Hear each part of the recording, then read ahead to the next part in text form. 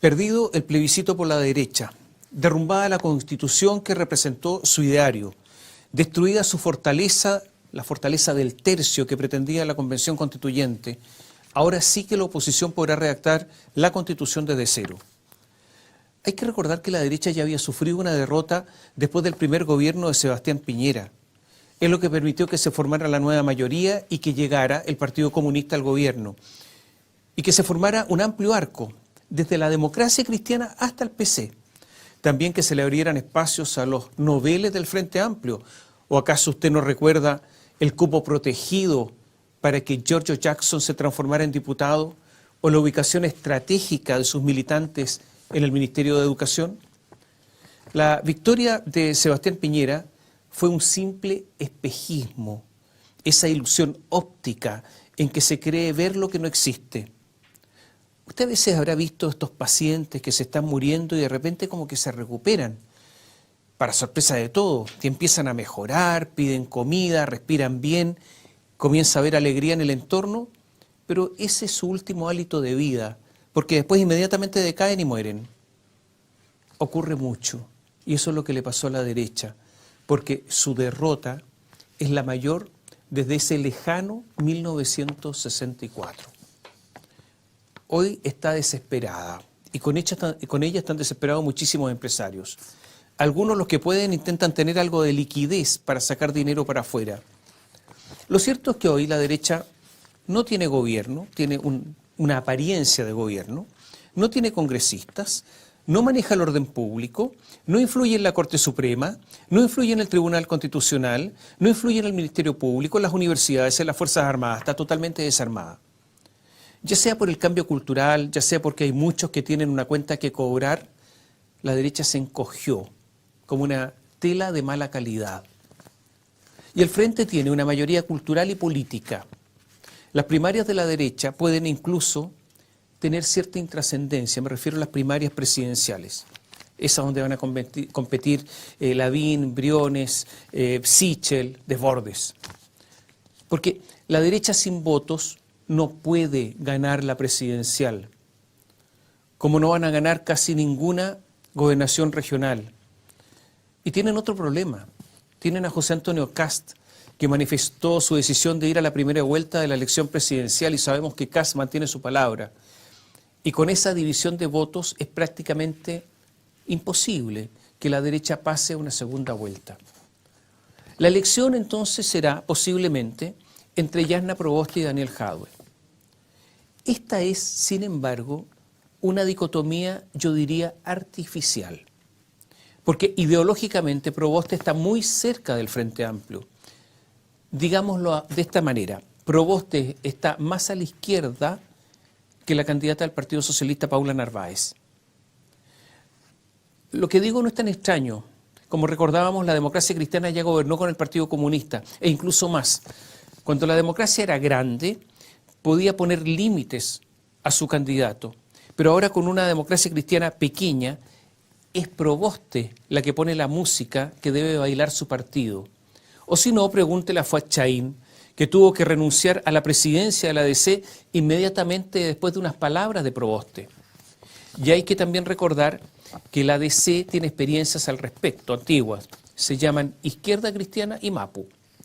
En resumen, aunque queda mucha agua que todavía tiene que pasar bajo el puente, lo más probable es que la próxima presidenta sea Jasna Proboste y que al día siguiente de su victoria llame al Frente Amplio y al Partido Comunista para gobernar juntos. Pero esta es una parte de la historia. La otra parte es la situación económica. Hace 30 años que el país crece. Hace 30 años que, aunque en forma desigual, todos viven mejor. Hace 30 años que el país tiene, mejor digámoslo de otra manera, tenía recursos. Por eso, cuando se terminaba el gobierno de Bachelet, usted lo recordará, el gasto público aumentó un 17% debido a la crisis internacional económica que había, y esa crisis en Chile casi no se sintió, porque tenía plata. Chile fue posible hacer la reconstrucción después del terremoto. ¿Alguien recuerda el terremoto? Pocos. Por eso, la clase política creyó que íbamos como avión y que seríamos desarrollados el 2018.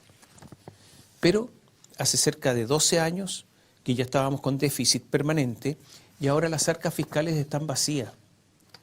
Aunque muchas personas han sufrido la caída económica importante después del estallido social y de la pandemia, Chile redujo su economía de forma trascendente, lo cierto es que nuestro país ha sufrido muchísimo menos que los demás países de Latinoamérica, pero por lejos, aunque tarde, porque el gobierno se ha demorado y ha tenido letra chica, la ayuda del gobierno ha sido la mayor de esta parte del mundo. Y eso lo dice, no lo decimos nosotros, lo dice el Fondo Monetario Internacional. Y solo con los fondos que son personales de las AFP, la inyección de dinero directamente al bolsillo de los chilenos ha sido mayor, escuche bien, que todo el PIB anual de Bolivia, directamente a los bolsillos de la gente en Chile. Y sumado a las ayudas del gobierno, se acerca al presupuesto chileno de todo un año. La oposición ha señalado que todo es poco, siempre ha dicho esto es poco, pese a que solo el último paquete de ayudas gubernamentales se acerca a 11.000 millones de dólares que se gastarán en solo 4 meses. Y si se suman todas las ayudas desde el estallido social, o sea, desde fines del 2019, son más de 25.000 millones de dólares, solo de ayuda gubernamental, y a eso agréguele los 50.000 millones de dólares de las AFP. La evidencia entonces es todo lo contrario a lo que ha alegado la oposición, con Jasna Proboste a la cabeza, en el sentido de que prácticamente no ha habido dinero y que la ayuda prácticamente no ha existido. Aunque hay que reconocer, hay que decir que hay personas a las que no les ha llegado, pero de que ha habido ayuda ha sido enorme para muchos. Es evidente que la inyección de dinero ha sido gigantesca. Tanto es así que explotaron las inscripciones en el llamado registro social de hogares. Hoy día en ese registro social de hogares hay más de 15.200.000 chilenos. En el último tiempo las inscripciones se crecieron un montón. ¿Por qué? Porque a todos ellos les llegará la renta básica universal. Casi todos los mayores están esperando bono. Los otros son los niños, incluyendo naturalmente, desgraciadamente, a gente que no lo necesita. Me ha tocado ver personas que no han perdido su trabajo, que han mantenido sus ingresos y que vamos buscando por internet a ver si les llegan los bonos. Incluso estos últimos, sin pudor, sin dignidad, están estirando la mano. Hay muchos que no han perdido empleos. Es verdad también que a través de distintos programas hay personas que están recibiendo más dinero que si trabajaran. Y que incluso muchos, y esto se sabe, están pidiendo ser contratados en negro para seguir recibiendo ayudas. Naturalmente que la pregunta que tenemos que hacernos es hasta cuándo se puede ayudar de esta manera y el conflicto que se va a originar si es que estas ayudas, estos bonos se retiran. O mejor, si alguien se va a atrever a retirarlos. Mientras tanto, vivimos en una cierta ilusión. Este viernes, ante la cuarentena que se iniciaba en la región metropolitana, largas filas de automóviles hacían cola para entrar a los estacionamientos de mall y outlet. El Cyber Day cerró con ventas récord históricas de 640 millones de dólares, un 57% más en ventas que el año pasado. ¿Y qué es lo más comprado? Artículos electrónicos, artículos de computación, vestuario, calzado y belleza. Las ventas de autos están disparadas y los autos usados nunca habían costado tan caro. Las ventas aumentaron de autos usados en un 213,7% anual. ¿Sabe usted que se ha disparado la venta de sacos de cemento unitarias? Es que esos que se usan para reparar casas, para las pequeñas obras. Todo esto es como consecuencia de la gran liquidez que hay en estos instantes en el mercado. Pero naturalmente está subiendo la inflación. Yo quiero recordar que durante el primer año del gobierno de Salvador Allende, su ministro de Economía, Pedro Buscovich, con la idea de que había capacidad productiva ociosa, se lanzó a imprimir billetes. Y el primer año de Allende fue espectacular.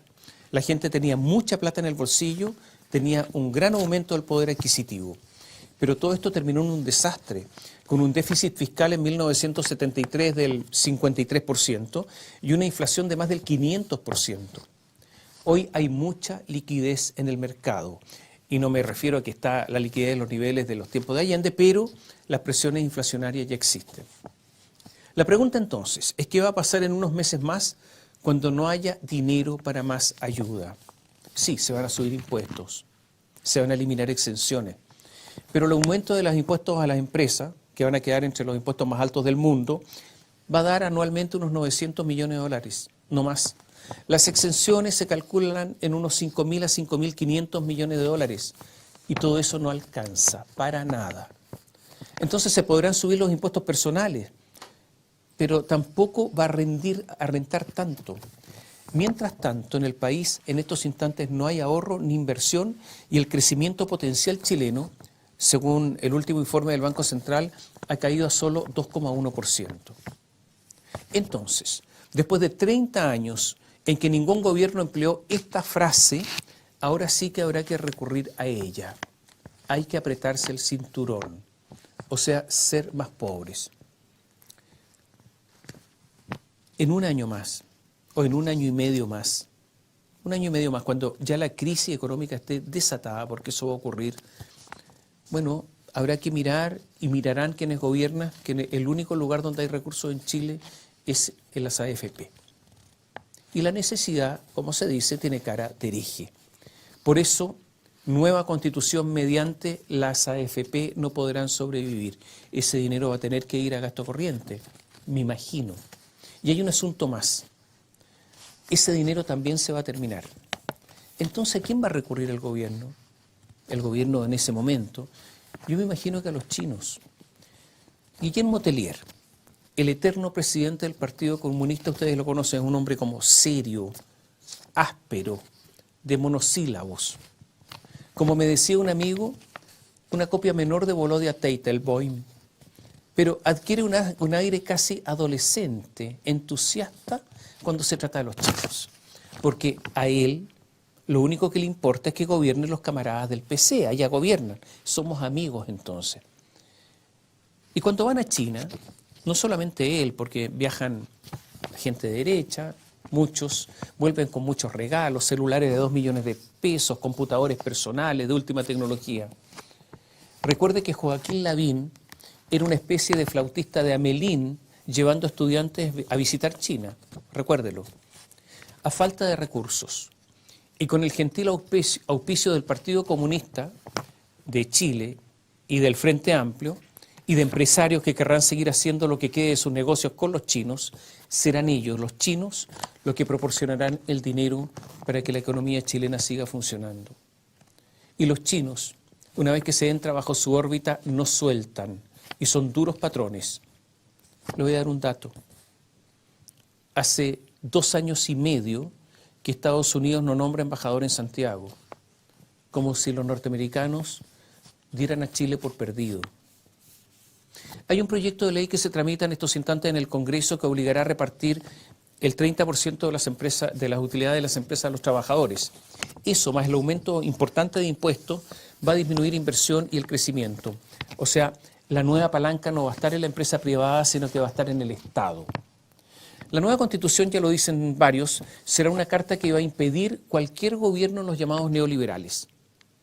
En el panorama antes descrito, la derecha tiene poco y nada que hacer. Ya no tiene la capacidad de torcer el destino de sus adversarios.